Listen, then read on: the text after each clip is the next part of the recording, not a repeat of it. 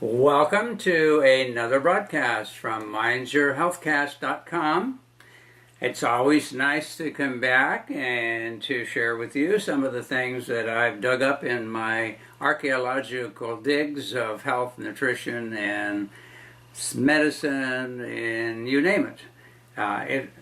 In the long run, it's very interesting because it really all comes together. Everything in the world is all interwoven, interlaced together, and you can't really affect one thing without affecting something else. For example, if almost a fifth of our national growth product in this country comes from so-called healthcare, which is really sick care, then if you try to change that and improve health and reduce it, there'd be some big repercussions for that, because now a lot of people are going to be out of work and the income is going to shift, and various stocks would be affected and they would change. And so the problem is when you develop ultimately a spider web world where everything is interconnected, everything else, no matter where you tweak on that web, it's felt throughout the whole web.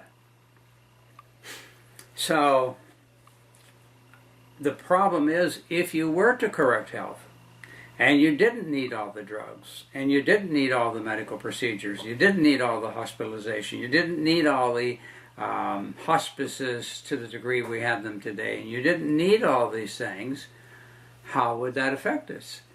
So the problem is that step by step over many years we weave this web, and it's so complicated that all of a sudden we really can't afford change. Now we gripe because the price goes up, and we gripe because of a lot of things, but bottom line is you just can't tweak, because you cut one strand in the spider web and it changes the whole integrity of it, and things start to shift. Sometimes I think that the only thing left is for everything to be totally in a state of collapse and burn to the ground and start again fresh and rebuild in a different manner. Whether that would actually happen if we did crash and burn, I don't know. There's tremendous repercussions. So at any rate, it's what I'm telling you is in my mind, a major, if not pretty clear answer to the crisis of all the costs of health care. But as I say, on the counter beam, or counterbalance of the beam, you have all these people who depend on that money coming in from all this sickness. So in a sense, the sickness is the fuel that runs the machine that makes all this other stuff happen, employs all these people, allows all these manufacturers to make all the things they make, and so forth. So, sometimes when I stop back and look at the philosophical side, my wonder is, well, maybe the only thing to do is to let it totally collapse and see where we go from there, and see if we can build a better world, or if we go right back in the same process again, which I am somewhat inclined to think is very likely to happen if we don't learn from the past. That's been said before, and people quote it frequently as a trite saying, but in fact it's true. If we don't learn from history, we're going to repeat it again. And that seems to be the case. If you watch the rise and fall of civilizations, they reach a certain level of success financially and so forth, and then suddenly they start to die and crumble from within, and they're in a pile of ashes again.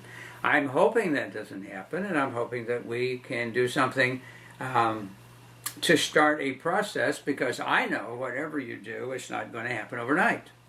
You are not going to change people's thinking, you're not going to change their behavior, and above all, one of the most difficult things to change in anybody is their appetite.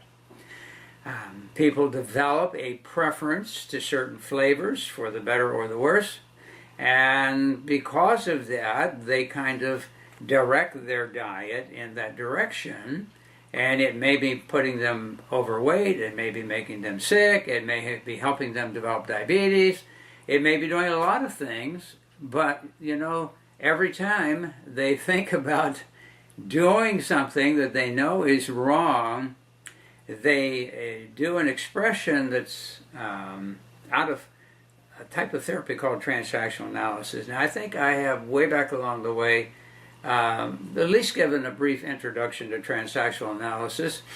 And back in the days when I was doing a lot more psychotherapy, that was one of my favorite foundations as far as giving people an understanding of their behavior and their interaction with other people and what moves them to do and behave the way they behave, even when it's destructive to them. And so there's one point along the way when you're talking about people who write themselves a very negative life script. And in that, all their behaviors are directed at proving that they're not okay, that they're worthless, no good. And say that they will work very hard at that. I mean, they want to verify over and over to themselves that, yeah, I'm no good. And many times they actually are aware of when they are doing it, and know they're doing it so strongly that they will point it out to someone around them and say, well, I guess I'm going to do so-and-so to myself, he. Now, in transactional analysis, that's referred to as the Gallows Laugh, which means you're hanging yourself, and you know you are, but you acknowledge it and try to make a joke of it, and then go ahead and pull the lever to release the trapdoor. And so that got the nickname, the Gallows Laugh. And I remember when I was young growing up, people would take out a package of cigarettes and they would put one in their mouth, and then they would look at you and say, well, another nail in my coffin. And then, of course, down the road, years later, they claimed, oh, we were deceived by the tobacco companies. They should pay us because we were so stupid when we knew what we were doing, and put ourselves in this point, but now, at place, and now the tobacco company should recompense us for our stupidity, even when we knew we were being stupid. So anyhow, you know, that's part of what I call sometimes the perversity of mankind, is that we're our own worst enemy, and we know we're our own worst enemy, but we want somebody else to be responsible and pay for it when we do what we do, knowing what it's doing to us. Okay, enough of the tirade. We'll get on with the subject, which I had intended, first of all, to be a one broadcast. Then it ended up, it looked like two.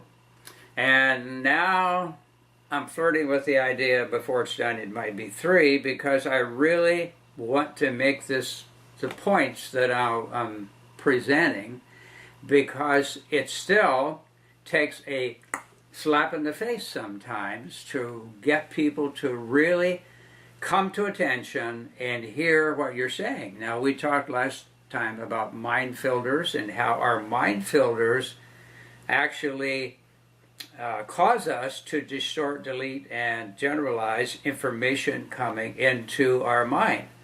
In other words, we actually control our senses. We can shut off our hearing to certain subjects, we can shut off our vision to certain objects, and we can certainly generalize or pervert it in such a way that we hear it differently than it was said, or we see it differently than it was said. And in the long run, so many times we say, well, all blah, blah, blah is such, so that we generalize and we can just wipe it away by saying all men are no good, all women are no good, all politicians are crooked and no good, all something is no good, and that's a generalization. And once we do that, we can lay it aside without dealing with the individuality of it, and just in one big sweeping statement, wipe it out and think we have laid it to rest. Of course we haven't. Now, as you'll recall, we talked about the whole idea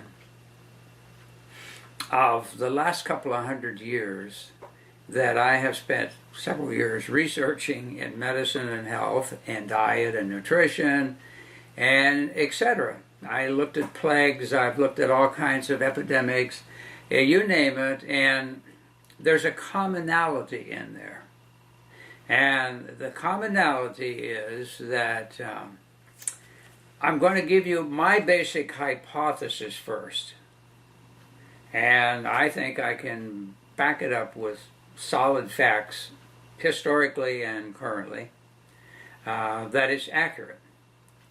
From everything that I have gleaned, I have found that, first of all, if you have healthy, nutrient-dense, energetic soil, you can grow healthy and nutritious or nutrient-dense and energetic plants.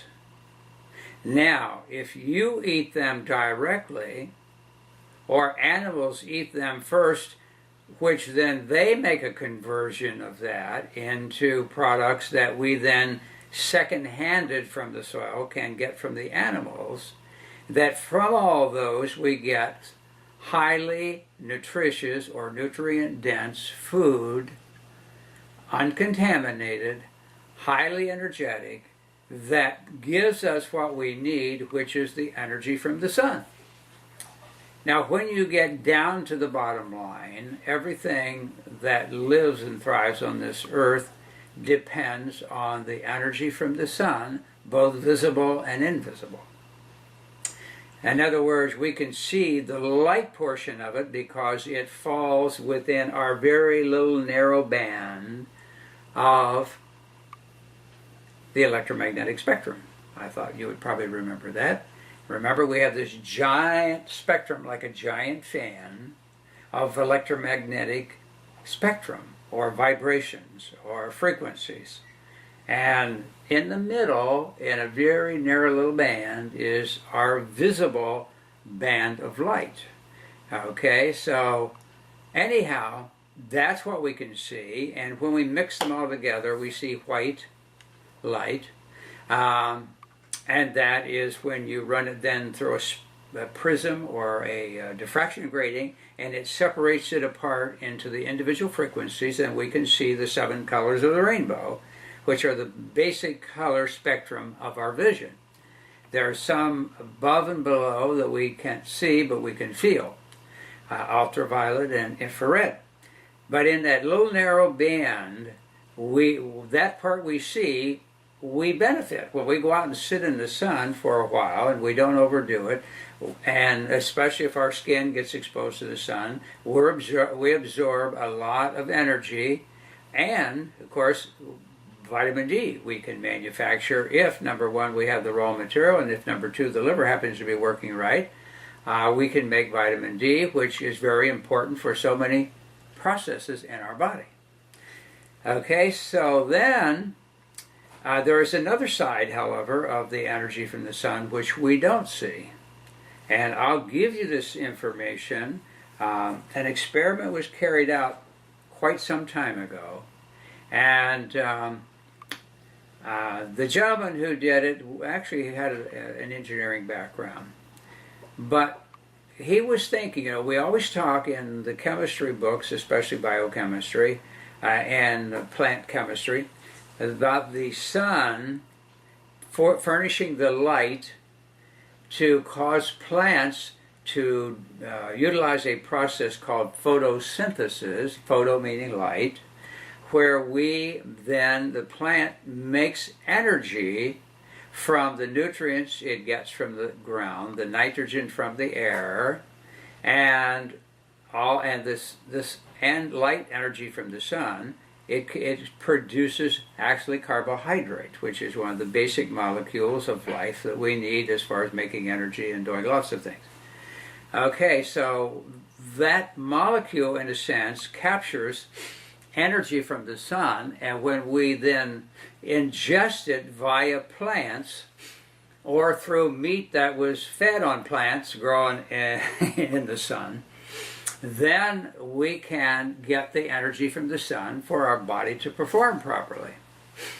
Well, anyhow, this one gentleman decided, I wonder if it's that visible light from the sun that has the effect on plants that causes the production of photosynthesis, what's called photosynthesis, and makes this product called a carbohydrate molecule, which when we put in our body breaks apart, releases energy in the form of calories to cause everything to take place. So he went into his basement and he built 2 light-proof boxes. And in one box, he just had a box and a shelf, and he took a small pot and he planted some seed in it, and he had a provision to water it without getting light into it, so that there was no way that at any point that pot and that seed was exposed to visible sunlight. He went to the next one and did the same thing, except at the top of the box inside he placed a metal plate which was hooked to a wire that came to the outside of the box, went all the way outside up to the roof to a little antenna. And he then did the same thing. He planted some seed in the light-proof box that had the only exception being this antenna connected to a wire connected to an antenna on the top. Okay, so day by day he watched what happened, and in a few days both seeds germinated and produced shoots. As the shoots started to grow,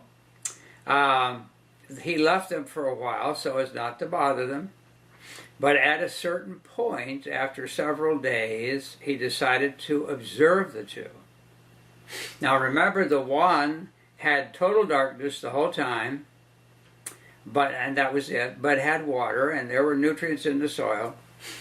The second one had the same thing, except it had a metal plate up above the vase or bowl with the seed, connected to the wire to an antenna on the roof.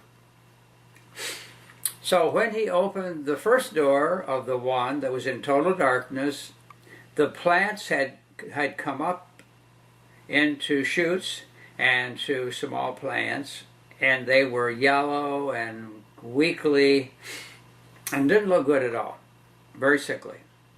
He went and opened the door to the second one, where the plate was in the top connected to the wire to the antenna on the roof, and lo and behold, the plants were green and robust, just as though they had been growing out in the sun. Okay, so that tells me that there's another energy coming from the sun that's highly involved in photosynthesis, but it's not light as we have always been taught. Now, I know about a lot of researchers who have looked at things that we've been taught and then re-examined. I mentioned one before, Dr. Wilhelm Reich. And so there is an energy, and ultimately we depend on energy from the sun or we wouldn't survive. Now, we depend on it to heat our earth. We depend on it for, as I say, growing. We depend on it for conversion of vitamins. We depend on it for everything. And so, however, all of it isn't visible to our eyes. And I think that was interesting information to me. As I say, once we get entrenched in a theory, after so long it becomes fact, and we just accept it as being true. Nobody ever challenged it. Until somewhere down the road, some real astute person says, now wait a minute, I wonder if that's really true. Okay, so I'm saying my formula is we have nutrient-rich soil that is highly energetic. We grow plants that are nutrient-rich and highly energetic. We either ingest the plants or we do it secondarily through the meat from animals which have ingested nutrient-dense plants from nutrient-dense soil, and as a result, if we're able to digest that and utilize it, we gain from whatever was in the soil, whether directly through the plants or indirectly through animals. We absorb those nutrients into our body. Now, those nutrients include all kinds of things: fats, carbohydrates, proteins, vitamins and minerals and enzymes and so forth. They're all important for good health. Now, what we have done is that we have interfered with the process.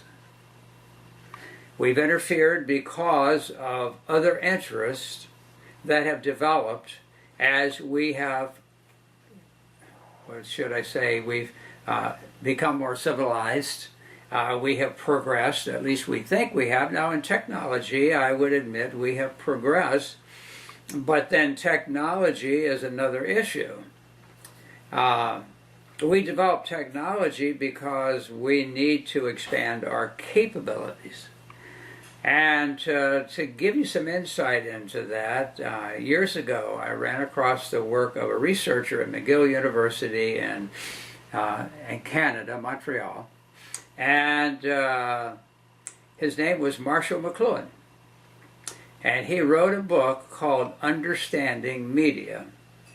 And you're probably wondering where I'm going with this, but it's very significant because in trying to explain how media works and what the purpose of it is, he talks about man in general and man's constant desire to expand the ability to reach out further and touch more, see more, get there more, you name it, build more. We have developed extensions of ourselves. So when we have built a wagon and have a horse pull it and we ride that, those wheels of the wagon represent extensions of our feet. It expands our capability to be mobile and go someplace beyond just walking. We can do it faster in a horse and buggy and less wear on us and or our shoes. And so it is an extension, the technology is an extension of our feet. Now when we develop a saw and a hammer and a drill and all those tools, we develop extensions of our hands. That means we can do more, and we ultimately have the capability of building more. And so it becomes an important facet of our ability to move earth instead of with a hand shovel, with a big engine-powered shovel. And instead of moving a shovel at a time, we can move tons at a time. So these are all extensions of our hands. Now when it came to the telephone became an extension of our ears and our mouth. So now we could speak out further and we could hear from farther.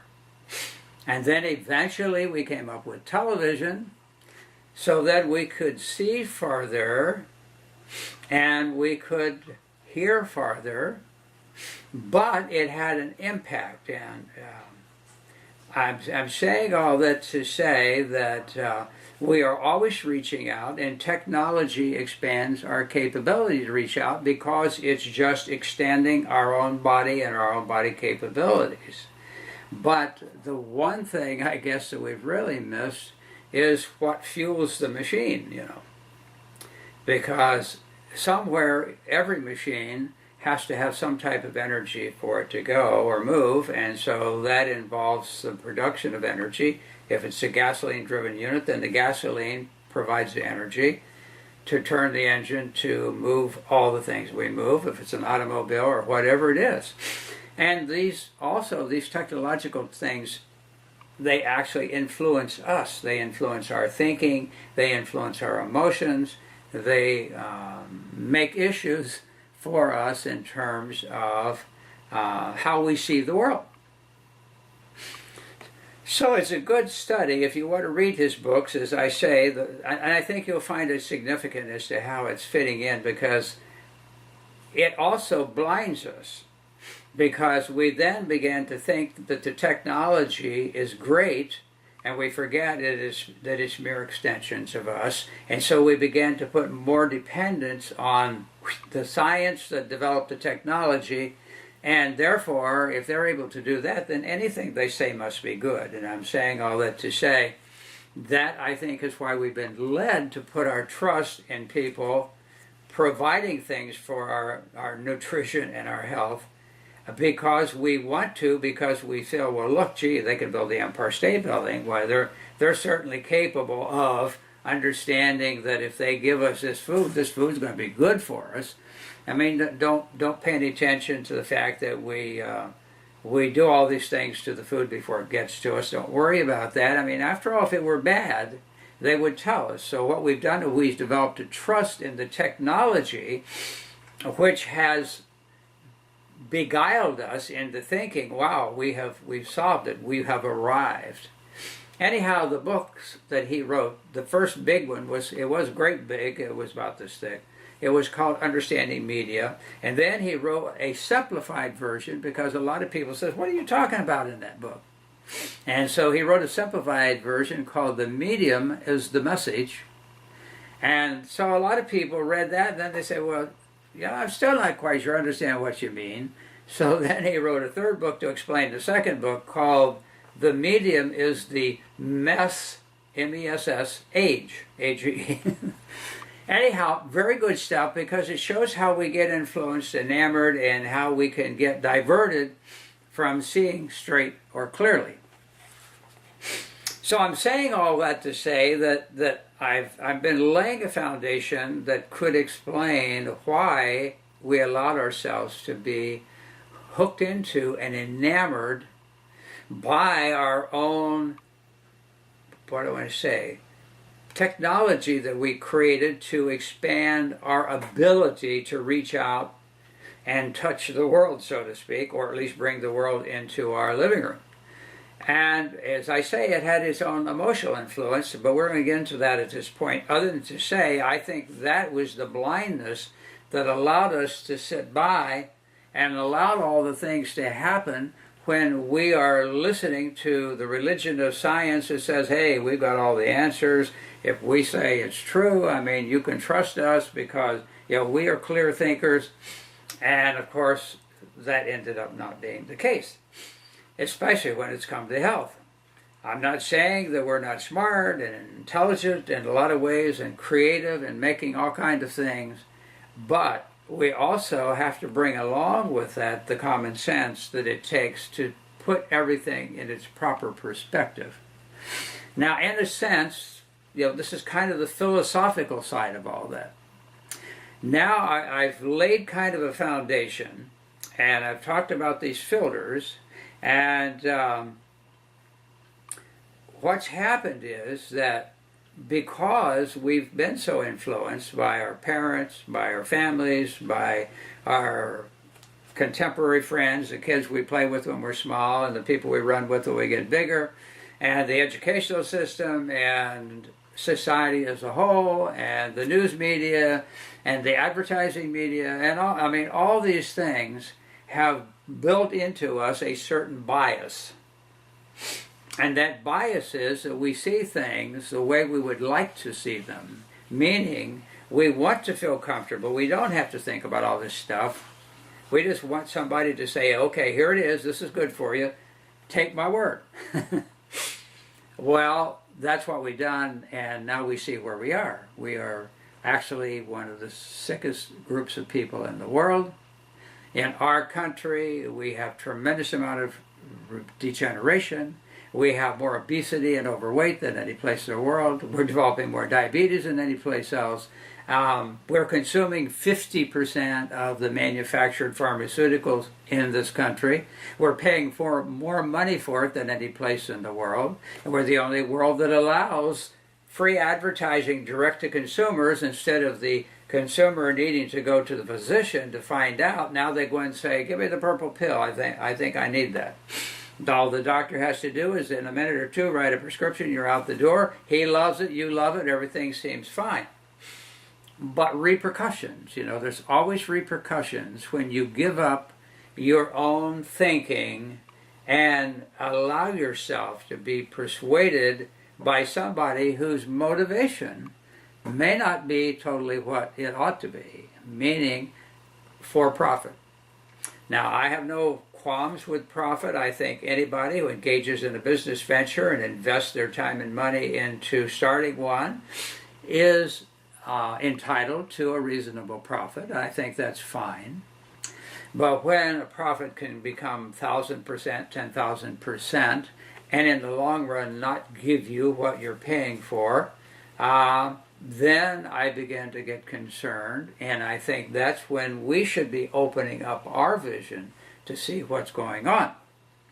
Well, this is what, in my mind, has happened over the years, and that is that we have been beguiled and allowed ourselves to be beguiled because it was so much easier. You know, don't worry about it. I mean, you can trust them. They wouldn't do anything deliberately that might harm you. Well, maybe they would. Not that they intended to harm you, but they didn't care if they harmed you in the process of making a lot of money. That's what I'm getting at. So, how did all this get going?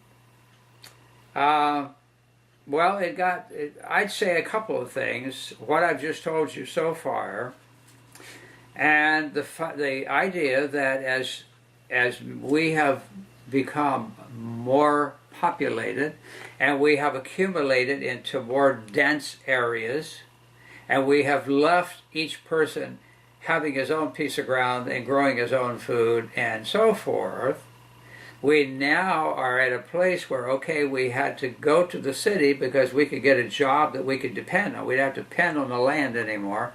We could get a job, get our own money, we could buy our own food, and it could be more consistent year-round, and that seemed very appealing. So a lot of people gathered together and formed these big urban concentrations with a lot of industry, and consequently we couldn't grow our food.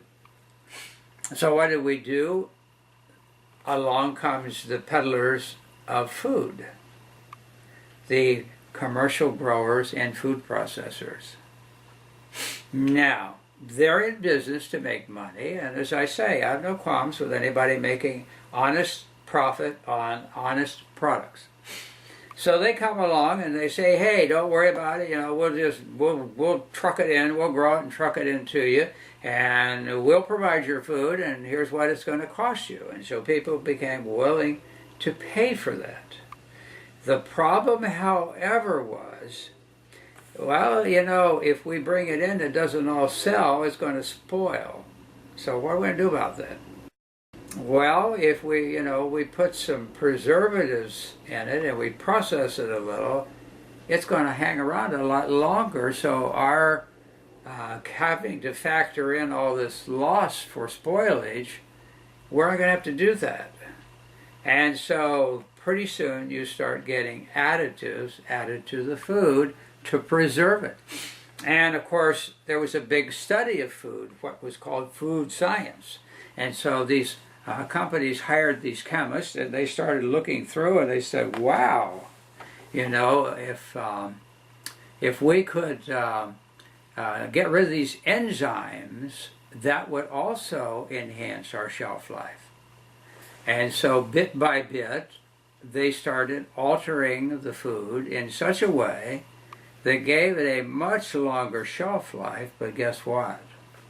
It made a mess as far as the quality of the food.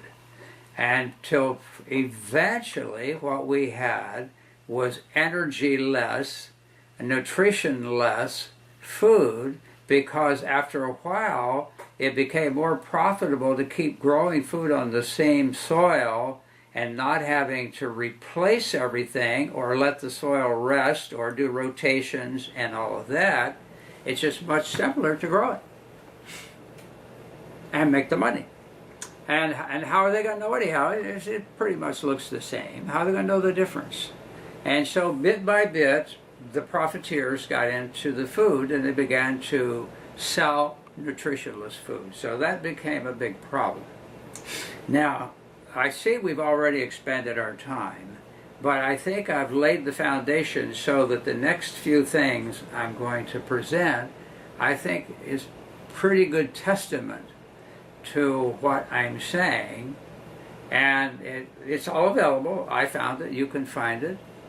One, if you really are interested, if you really are concerned with your health and the health of your family and the health of your friends and the health of our country, years ago, the first head of the FDA once it was finally passed, which was a difficult process. His name was Harvey Wiley. I've mentioned it before. And after he was pushed out because he was trying to enforce it, the food processors and the pharmaceuticals that he was supposedly, through the Pure Food and Drug Act police, they bounced back like you wouldn't believe.